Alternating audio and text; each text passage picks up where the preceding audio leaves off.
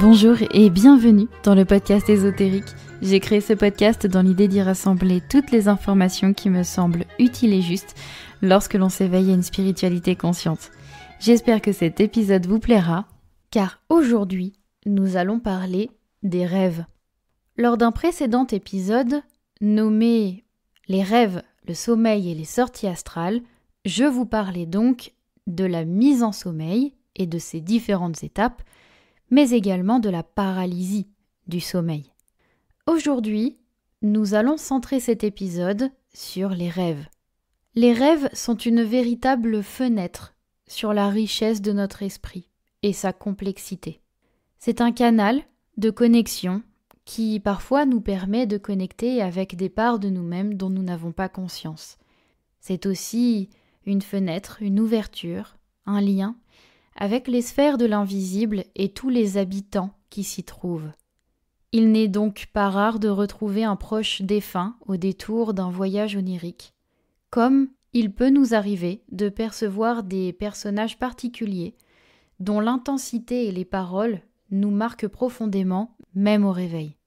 Comme toujours, ce que je vais vous partager aujourd'hui ne revêt que ma vision, mon expérience et donc mon interprétation du sujet particulièrement passionnant qu'est le rêve.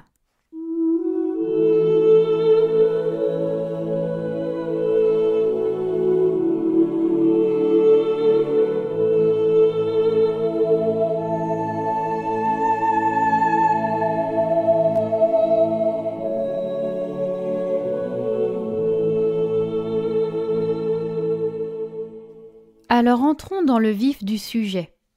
Je vais d'abord vous parler des différents types de rêves que j'ai pu identifier, parce qu'il en existe une multitude. Je constate que le rêve est considéré comme étant le rêve. En réalité, notre esprit est bien plus complexe que ça. Et tout comme nous pouvons nous lever avec des humeurs bien différentes le matin, nous pouvons également nous endormir avec bien des humeurs le soir. Cela signifie que chaque nuit ne représente pas la même opportunité de rêver d'un élément ou d'un autre, de connecter avec une dimension ou une autre, et surtout d'accéder à une information ou à une autre. Je vais donc essayer de trier, de mettre des cases sur quelque chose qui n'en mérite pas fondamentalement, mais pour que nous puissions comprendre l'essence même, l'intérêt même de cet outil merveilleux qu'est le rêve, nous avons besoin de le trier, de le structurer, pour que notre conscience en fasse un allié. Enfin.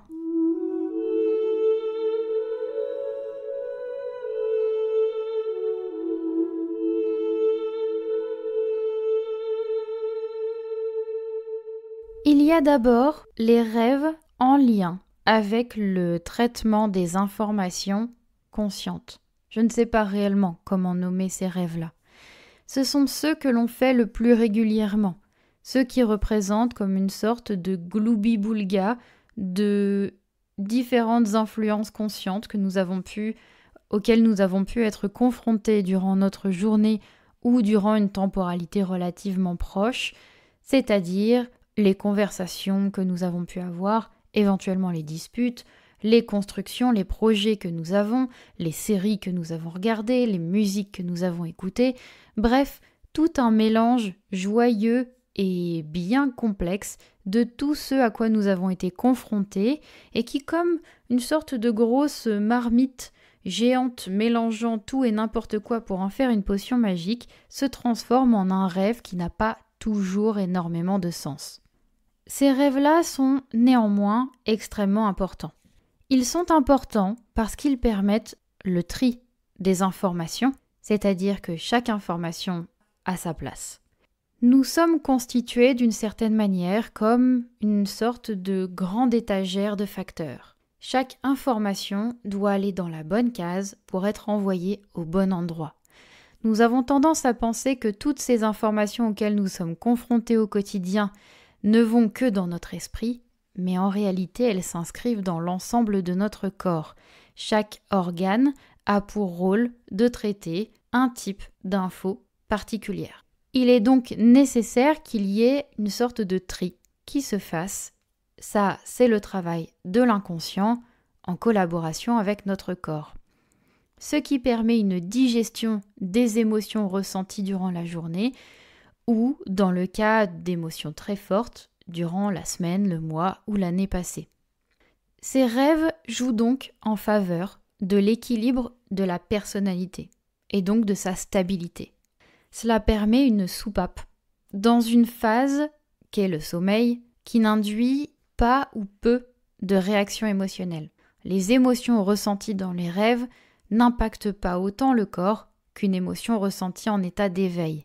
C'est aussi tout l'intérêt pour l'esprit de manifester, de créer ce type de scénario que sont les rêves, c'est de pouvoir en faire un subtil mélange qui est mi-conscient, mi-inconscient. Nous allons reconnaître quelques éléments, mais nous avons bien conscience que c'est un peu le bazar.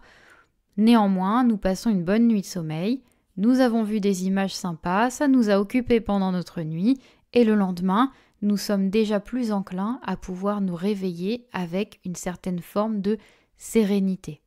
Au moins en évitant au maximum le trop-plein émotionnel qui pourrait être somatisé par le corps.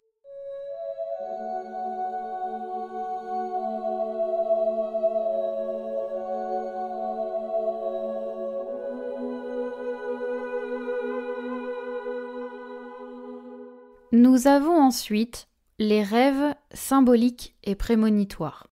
Je vous rappelle que tous ces types de rêves, je les ai nommés moi-même en fonction de tous les rêves que j'ai identifiés et connus dans mon existence, mon expérience, qui font que j'en retiens ces enseignements-là.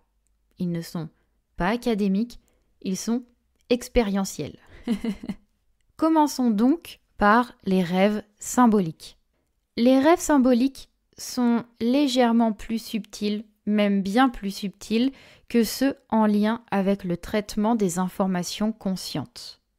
Les rêves symboliques permettent à l'inconscient, mais aussi aux esprits guides, de confronter notre conscience à des informations précises qui doivent s'inscrire dans notre système de pensée, de croyance et d'existence progressivement, parfois même au fil des années. Vous allez donc peut-être faire des rêves particuliers, avec une empreinte particulière, concernant un événement ou concernant une étape d'évolution de votre esprit qui n'aura lieu que dans 5 ou 10 ans. Il y a énormément de nuances dans tous les processus auxquels nous avons affaire venant de l'invisible. Tout ce qui ne se voit pas joue dans la progression pour ne pas impacter, violenter le système. L'objectif n'étant pas de nous désorienter, mais au contraire de créer de la structure et de la stabilité. Faire en sorte que l'information subtile soit au service de l'existence matérielle. Les rêves symboliques sont donc très généralement mi-abstraits, mi-figuratifs, ce qui va permettre de poser, d'imprégner une information sur différentes strates de l'esprit. Typiquement, dans un langage qui m'est propre et qui est propre aux personnes qui ont cette notion, cette conscience des notions de corps subtil, ces différentes strates vont être le corps de matière, évidemment, le corps éthérique, le corps astral, le corps mental. Ce sont les 3 principaux qui vont recueillir cette information, lui permettre par, on va dire, sédimentation de l'information, de pouvoir se poser tranquillement jusqu'à devenir réalité pour notre conscience en éveil. L'aspect abstrait de ces rêves va donc parler plutôt au corps astral, tandis que les informations figuratives vont plutôt parler au corps mental.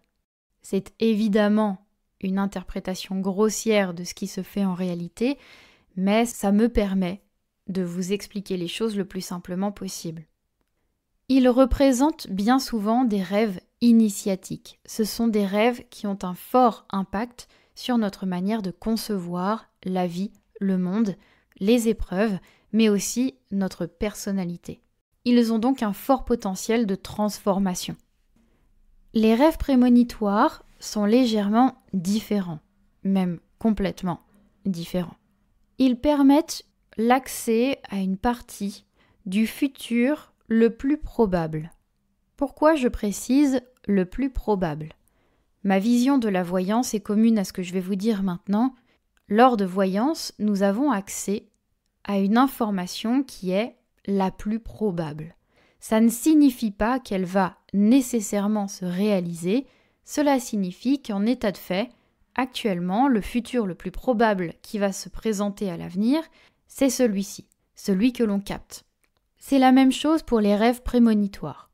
Les rêves prémonitoires, qui parlent d'un futur plutôt éloigné, donc généralement quelques semaines à quelques mois à l'avenir, ont moins de chances de se réaliser ou d'avoir une confirmation dans l'avenir.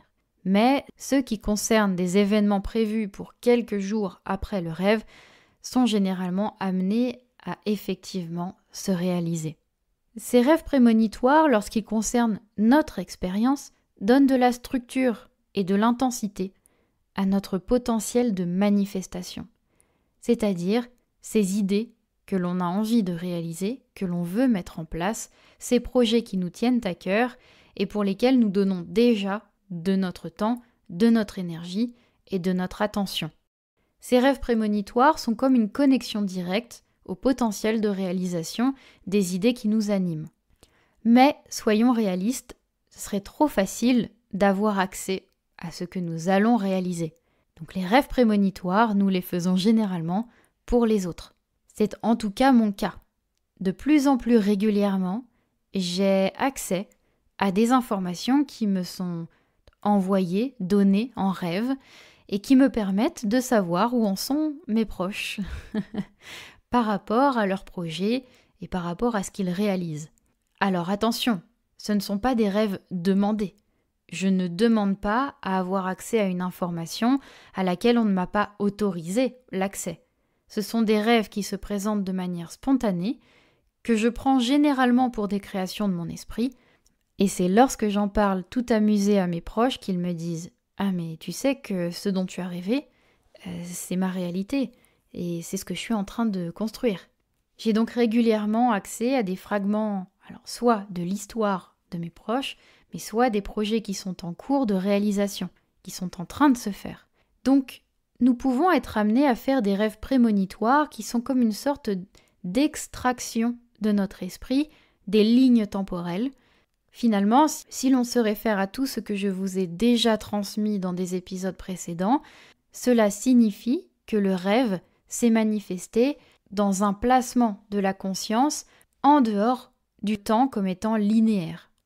Les rêves prémonitoires sont souvent, en tout cas dans mon expérience, marqués par des temps de grande lucidité, c'est-à-dire que pendant le rêve, il y a des phases très réalistes, très immersives, avec beaucoup de détails, des couleurs, des éléments particuliers, qui sont comme ponctués de temps de flou, de temps de désordre et d'incohérence, comme on pourrait le connaître dans les rêves en lien avec le traitement des informations conscientes dont nous avons parlé au tout début de cette partie.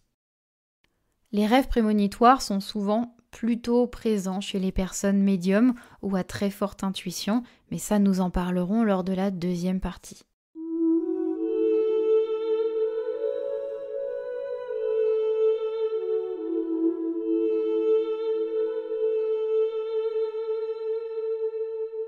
Puisque nous avons également les rêves de connexion.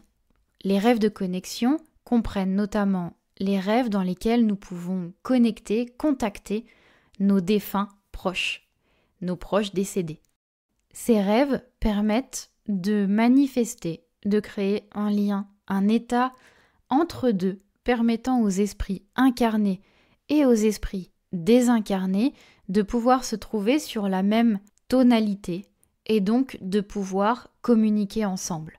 Ce sont souvent des rêves d'une très grande clarté, d'une intense présence, dans lesquels nous avons l'impression d'être réellement avec notre proche. Et ce n'est pas qu'une impression. Ces rêves-là demandent des dispositions particulières.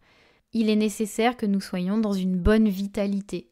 Et il est également nécessaire que le défunt puisse lui aussi parcourir son bout de chemin pour nous rejoindre, et donc qu'il ait le potentiel énergétique suffisant pour pouvoir connecter avec nous. Il s'agit de pouvoir manifester de l'énergie éthérique qui représente à ce moment-là comme une sorte de carburant permettant à la voiture astrale de parcourir le chemin de l'astral à l'éther. Ces rêves sont très particuliers parce qu'ils ont presque toujours les mêmes dispositions. Pour ma part, j'ai beaucoup rêvé de mon grand-père paternel et de mon arrière-grand-mère maternelle. Ces deux personnes avec qui j'avais une forte connexion d'amour. L'amour fait beaucoup dans ces connexions et dans ces rêves-là. Ça ne signifie pas que si vous ne faites pas de rêves de vos défunts, c'est que vous ne les aimez pas ou qu'ils ne vous aiment pas. Bien évidemment, je parle d'un élément qui favorise les rencontres. Ces rencontres sont généralement dues à un lien très fort, un lien affectif très fort. C'est la première chose dont nous avons besoin. Comme je vous le disais, il y a également besoin d'une forte vitalité ou d'une quantité d'énergie éthérique suffisante d'un côté comme de l'autre pour que vous puissiez vous rejoindre. Il est très important également que notre mental soit au maximum apaisé, au repos. Ces rêves-là ne pourront poindre que dans des moments, des temporalités où nous sommes en état de réceptivité. Certaines des dispositions nécessaires pour ces rêves m'échappent complètement. Je suis incarnée comme vous et je n'ai pas réponse à tout. Je le sais qu'il y a des processus dans tout ça qui m'échappent, mais qui sont nécessaires pour que nous puissions créer cette rencontre. Typiquement, dans ces rêves-là, mes proches ne parlent pas. Il n'y a pas de voix, il n'y a pas de mots, mais il y a une présence.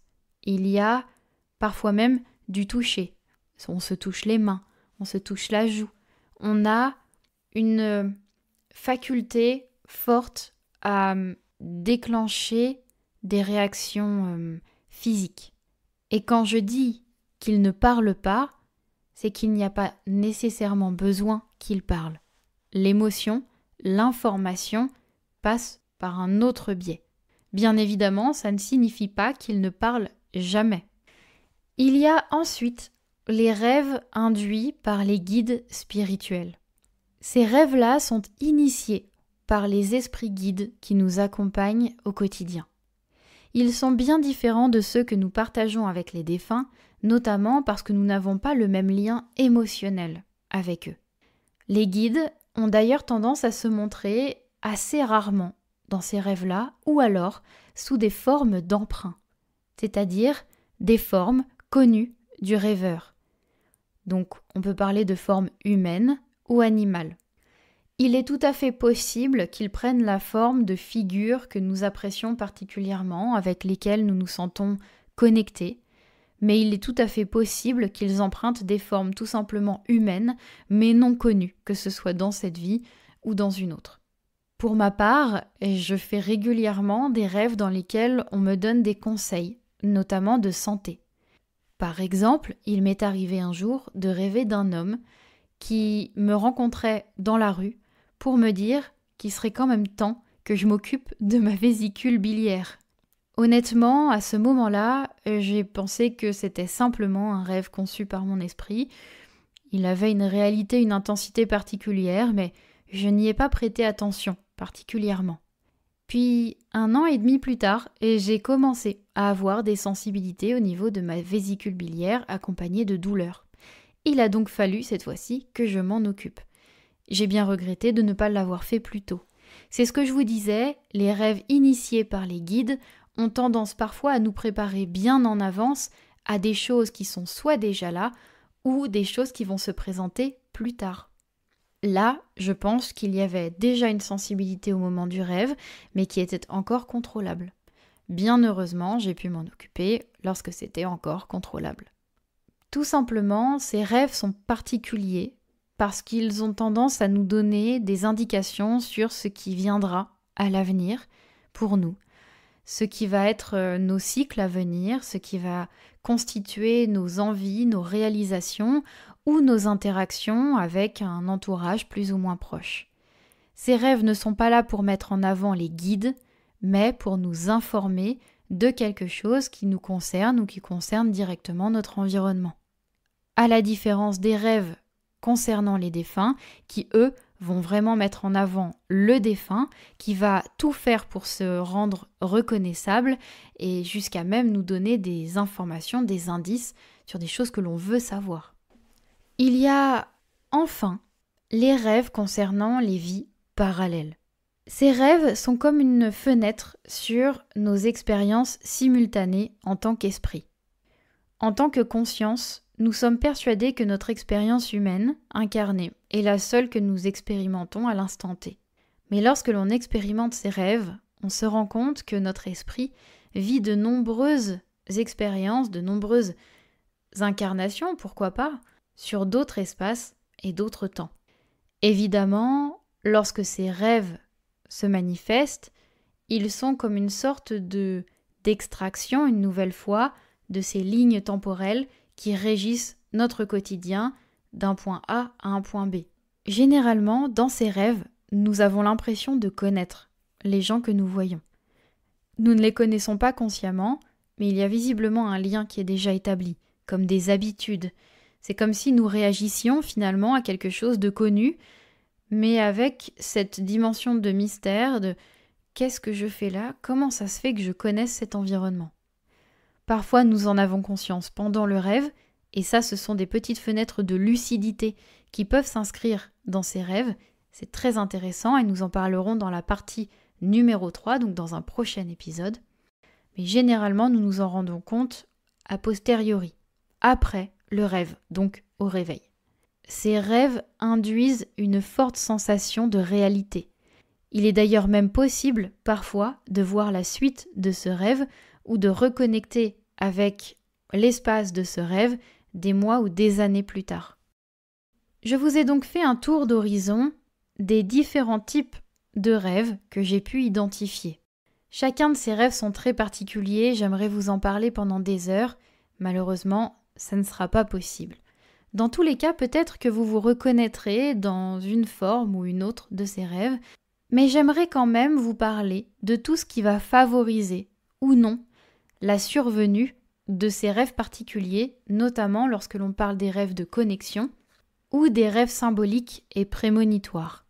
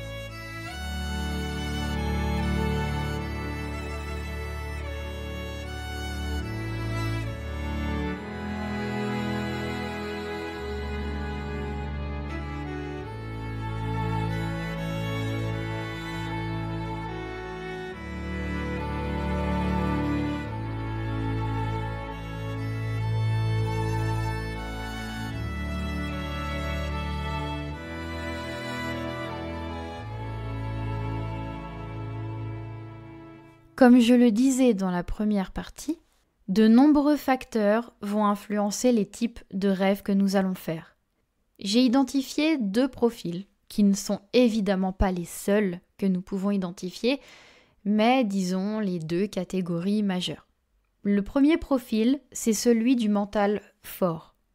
Cela signifie que les personnes qui ont un mental très présent au quotidien et un besoin de rationaliser, un besoin d'expliquer et surtout une petite aversion à l'ésotérisme dans le sens de ce qui n'est pas explicable et pas vérifiable, vont avoir tendance à faire beaucoup plus de rêves à traitement d'informations conscientes et éventuellement symboliques. C'est-à-dire qu'ils vont faire soit des rêves un petit peu en bazar qui accumulent toutes les informations que la conscience a pu accumuler, ou des rêves symboliques qui vont passer par une information à visée d'apprentissage pour l'esprit et l'intellect. Pour ces profils de personnes, l'information a besoin de prendre des chemins spécifiques pour s'intégrer à la conscience. Si le rêve est trop éloigné en termes de fréquence de la personne et de ce à quoi elle se connecte consciemment, alors l'information sera tout simplement oubliée. Alors que si l'information passe par un prisme accessible et acceptable pour le mental de la personne, dans ces cas-là, elle pourra s'inscrire dans sa réalité et dans son fonctionnement. Ces profils de personnes ont une forte propension au rêve lucide. Le rêve lucide, à mon sens, est à différencier de la sortie astrale et de la conscience en sortie astrale. Nous en parlerons plus précisément dans l'épisode numéro 3. Mais souvenez-vous bien, les profils à mental fort ont une forte propension au rêve lucide. Tandis que les profils plus intuitifs et notamment les médiums vont pouvoir rajouter à ces rêves-là la faculté de faire des rêves de connexion et ou éventuellement des rêves prémonitoires. Cela signifie que certains types de rêves nécessitent des états modifiés de conscience habituels pour la conscience. Les profils à mental fort ayant des difficultés à modifier leur état de conscience jusqu'à des états proches de la transe, ces profils vont avoir beaucoup de difficultés à faire des rêves prémonitoires ou des rêves de connexion, bien que cela puisse arriver malgré tout dans, encore une fois, des dispositions particulières qui seront initiées à la fois par l'inconscient de la personne, mais aussi par les esprits guides. Également, tout le monde peut faire des rêves de contact défunt. Tout le monde peut être contacté par un proche défunt à un moment donné de son expérience. Ce sont des rêves qui ne sont pas réguliers du tout, parce qu'ils demandent une ressource énergétique énorme. Mais tout le monde pourra en faire au moins un dans sa vie. La vitalité du corps est importante dans ce processus. Un corps fatigué va induire des rêves flous axés sur les informations conscientes de la journée ou de la semaine passée. Prendre soin de son corps, faire attention au niveau de minéraux, d'oligo-éléments, au système hormonal, prendre soin de son système nerveux également est nécessaire. Apaiser les émotions trop fortes, se nourrir correctement. Le corps a besoin de nourriture de multiples manières pour pouvoir engager des états modifiés de conscience dans le sommeil. Également, le type de rêve que nous allons faire dans la nuit qui vient, par exemple, va dépendre des priorités pour l'esprit et des phases de notre vie consciente. Nous n'allons pas faire les mêmes rêves dans certaines phases de notre vie que dans d'autres. Nous n'allons pas faire de rêves très connectés et très subtils dans des phases intenses émotionnellement. C'est tout à fait logique de considérer que le rêve dépend entièrement de nos dispositions ou prédispositions corporelles et temporelles dans l'expérience de l'incarnation. Les rêves vont également dépendre de notre santé psychologique et des traumatismes que nous avons pu vivre dans notre expérience. Les rêves sont dépendants des réactions biologiques du corps. Et j'ai remarqué évidemment, sans grande surprise, que les profils traumatisés vont rêver énormément par le prisme du traumatisme et des peurs, qui vont créer à la fois un désordre biologique, mais aussi un désordre onirique. Donc, pendant la période de réparation, de digestion, d'apaisement de ces traumatismes, si tant est que ce soit possible, je pense que ça l'est, il va peut-être être régulier que la personne soit confrontée à des rêves en désordre ou des cauchemars. Les personnes traumatisées et les personnes dont la santé psychologique est au moins momentanément défaillante vont faire régulièrement des cauchemars ou peuvent faire régulièrement des cauchemars. On ne va pas donner de certitude là où il n'y en a pas. Et pour terminer, pour favoriser les rêves connectés, il est nécessaire d'orienter une quantité d'énergie consciente vers ce processus. Rêver et se souvenir de ces rêves dépend aussi de notre intention. Plus nous donnons de concentration, d'attention et de temps à ce processus, plus il va générer des images claires et intéressantes et des connexions intéressantes. Évidemment, pour les personnes qui sont appelées vers un chemin lié à la spiritualité, le rêve sera d'une importance capitale pour recueillir une part des informations, de connaissances et de savoir. Beaucoup des éléments de sagesse auxquels nous allons connecter dans notre vie viennent de ces informations qui nous sont données en rêve. Bien évidemment, le rêve est immensément plus complexe que ça. Nous n'avons dans cet épisode fait qu'une entrevue des différents types de rêves auxquels nous pouvons être confrontés, de ce qu'ils peuvent éventuellement nous apporter et de leurs caractéristiques majeures. Les rêves permettent un accès à un vaste champ d'informations et de réalités parallèles. Vous l'aurez remarqué. Ils résultent à la fois de notre activité biologique et physiologique, mais aussi de l'amplitude de notre conscience quant à notre constitution en tant qu'être spirituel. Plus nous élargissons notre conscience, consciemment donc, plus nous lui donnons de l'amplitude, plus elle va être capable d'accéder à des strates immensément plus subtiles dans le cadre de nos rêves, et peut-être même dans le cadre de l'éveil. Étant donné que je ne cauchemarde pas, ou très peu, en dehors des terreurs nocturnes dont je vous ai déjà parlé dans un autre épisode publié en 2024, je vous laisse chercher dans la liste de tous les épisodes partagés jusqu'à aujourd'hui, je ne me sens donc pas légitime d'en parler ou pas encore légitime. Je suis donc navrée pour toutes les personnes qui attendaient des réponses par rapport à des cauchemars récurrents. N'hésitez pas à m'envoyer vos questions via mon compte Instagram Nouvelle Vibration. Je pourrais éventuellement condenser toutes les questions et tenter d'y répondre dans un épisode futur. Néanmoins, ici, je ne me sentais pas légitime d'en parler.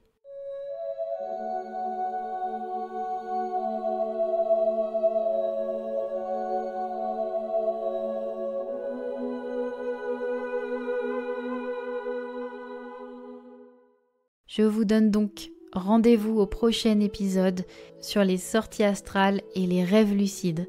J'espère que cet épisode vous aura plu. Je vous remercie infiniment et je vous dis à tout bientôt pour un nouvel épisode de podcast. D'ici là, prenez soin de vous.